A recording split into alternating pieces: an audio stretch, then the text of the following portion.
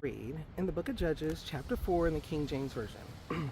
And the children of Israel again did evil in the sight of the Lord when Ehud was dead. And the Lord sold them into the hand of Jabin, king of Canaan, that reigned in Hazor, the captain of whose host was Sisera, which dwelt in Arsheth of the Gentiles. And the children of Israel cried unto the Lord, for he had 900 chariots of iron, and 20 years he mightily oppressed the children of Israel.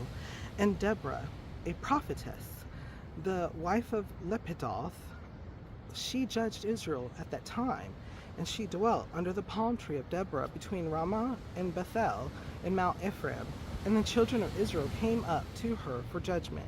And she sent and called Barak, the son of Abinoam, out of Kadesh Naphtali, and said unto him, Hath not the Lord God of Israel commanded, saying, Go and draw toward Mount Tabor, and take with thee 10,000 men of the children of Naphtali, and of the children of Zebulun?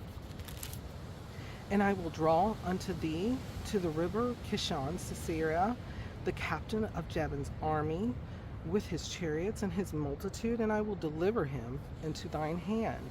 And Barak said unto her, If thou wilt go with me, then I will go. But if thou wilt not go with me, then I will not go. And she said, I will surely go with thee, notwithstanding the journey that thou takest shall not be for thine honor, for the Lord shall sell Sisera into the hand of a woman. And Deborah arose and went with Barak to Kadesh. And Barak called Zebulun and Naphtali to Kadesh, and he went up with 10,000 men on his feet, and Deborah went up with him. Now Heber the Kenite, which was of the children of Hobab, the father-in-law of Moses, had severed himself from the Canaanites, and pitched his tent unto the plain of Zaanaim, which is by Kadesh. And they shewed Sisera that Barak the son of Abinoam, Abinoam, was gone up to Mount Tabor. And Sisera gathered together all his chariots, even 900 chariots of iron, and all the people that were with him, from Harosheth of the Gentiles unto the river Kishon. And Deborah said unto Barak, Up, for this is the day in which the Lord hath delivered Sisera unto thine hand. Is not the Lord gone out before thee? So Barak went down from Mount Tabor, and 10,000 men after him. And the Lord discomfited Sisera and all his chariots and all his host with the edge of the sword before Barak, so that Sisera lighted down off his chariot and fled away on his feet. But Barak pursued after the chariots and after the host unto Harosheth of the Gentiles, and all the host of Sisera fell upon the edge of the sword, and there was not a man left. Howbeit Sisera fled away on his feet to the tent of Jael, the wife of Heber the Kenite. For there was peace between Jabin, the king of Hazor, and the house of Heber the Kenite. And Jael went out to meet Sisera, and said unto him, Turn in, my lord, turn in to me, fear not. And when he had turned in unto her into the tent, she covered him with a mantle. And he said unto her, Give me, I pray thee, a little water to drink, for I am thirsty. And she opened a bottle of milk, and gave him drink, and covered him.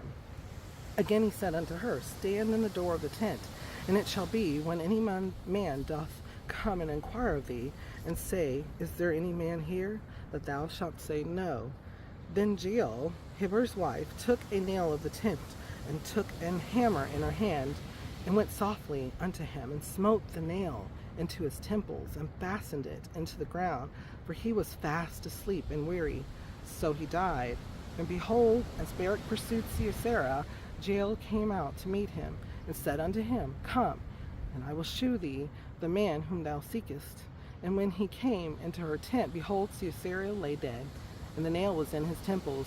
So God subdued on that day Jabin the king of Canaan before the children of Israel. And the hand of the children of Israel prospered and prevailed against Jabin the king of Canaan, until they had destroyed Jabin king of Canaan. So there is, again, a lot here in chapter 4. But listen to this, because this is also really, really, really important. So when Deborah told him this. Deborah being a prophetess and also a judge at that time, judging the tribes of Israel. She told them a revelation that the Lord had. She said in verse 9, and she said, I will surely go with thee, notwithstanding the journey that thou takest shall not be for thine honor, for the Lord shall sell Sisera into the hand of a woman. And Deborah arose and went with Barak to Kadesh. So it was already revealed that Barak would be prevalent in destroying Sisera, but he had his little bit of humanistic doubt, maybe humanistic, I don't know if this is going to happen, I just want some type of guarantee. Well, as we know in the or as we will know, take note of that, because that's going to come up a couple more times, including the use of the ark once here shortly. The Ark of the Covenant is going to be used in a similar fashion, where something, a symbol or something that is tangible is also needed. In this case, it was okay, but at the same time, because he truly had faith, Barak had faith in the Lord, and he just wanted a little bit additional to take the prophetess with him, and for prophetess Deborah with him. However, she told him, she said, because I'm going with you, the honor of the killing it's not going to be with you. It's going to be a woman's going to end up doing it. And guess what? That's what happens. Jael, Heber's wife, in verse 21, took a nail of the tent and took a hammer in her hand and went softly unto him and smote the nail into his temples and fastened it into the ground, for he was fast asleep and weary. So he died. And so that can happen. Bringing past to present.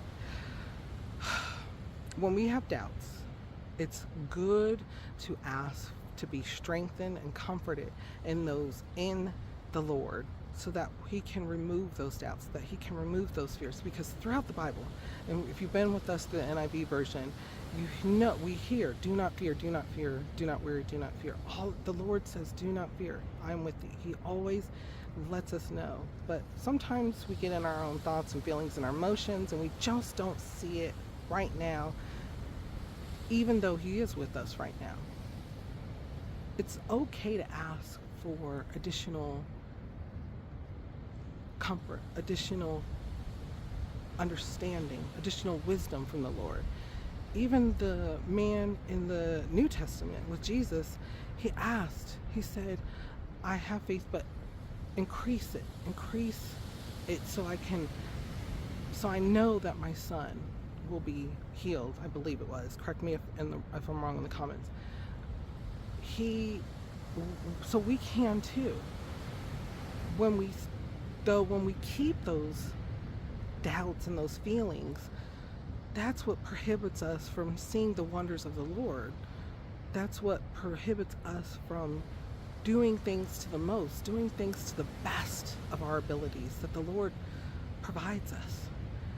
Before we go on though, what kind of thoughts or feelings come to your mind when we read over this? How does it make you feel, and what does it make you think?